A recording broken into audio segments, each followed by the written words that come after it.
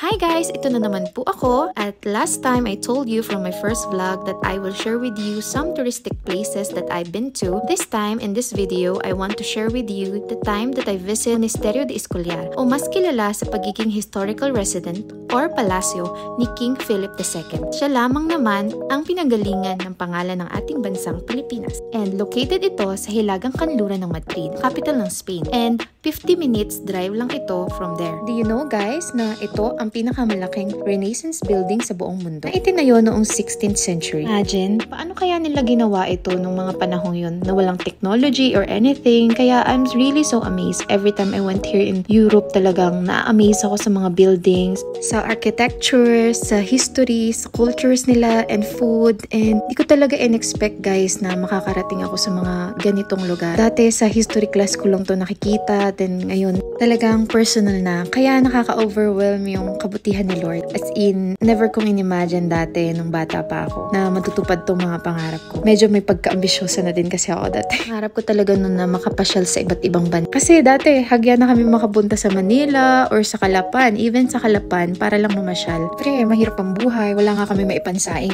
mamasyal pa, di ba? Anyway, so, yan. Yun lang. Na-share ko lang. Kaya gusto ko din mag-vlog kasi I want to inspire everyone na tuloy lang dapat tayong mangarap. Huwag tayong susuko. Kahit na mahirap ang buhay. And always pray. And also work hard for it. Yun yung pinaka, I think, mahalaga din. Anyway, ito yung itsura niya sa labas. Nowadays, isa na siya sa pinaka-famous na tourist place or attraction sa Escoliar. And yan, nakapag-video pa nga tayo. And I'm so happy talaga dyan. May pagtaas pa ng kamay. Welcome to Escoliar, guys! Chos! After nga niyan, we did a bull sightseeing sa isang hacienda madadaanan papuntang monasteryo. Kaya yan, napakarami. And also, it's my first time again to see it personally. And tapos sabi nila masarap daw ang karne niyan. Pero hindi siguro ako kakain. Kawawa. And syempre, papakita ko sa inyo ang live pictures na nakuha ko doon. And yan, syempre hindi tayo papahuli. Hawi buhok, pa-cute, pa-tweetums. O, diba? Syempre, kailangan natin ng pang-Instagram in every places, diba? Right now, on the way na kami sa aming totoong agenda. Dahil na-invite kami sa isang wedding and ito nga pala yung aking first wedding in Spain at talagang napaka-excited ko kasi imagine, I will see their culture and the way it is and the food. Syempre, excited na ako sa food as a foodie person.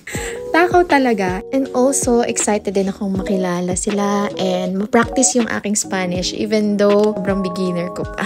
So guys, I hope you will watch the next video and please follow and share and like this video. If you love to see my adventure and more travel content, huwag niyo pong kalimutang mag-follow. Yun lang. Muchas gracias. Adios!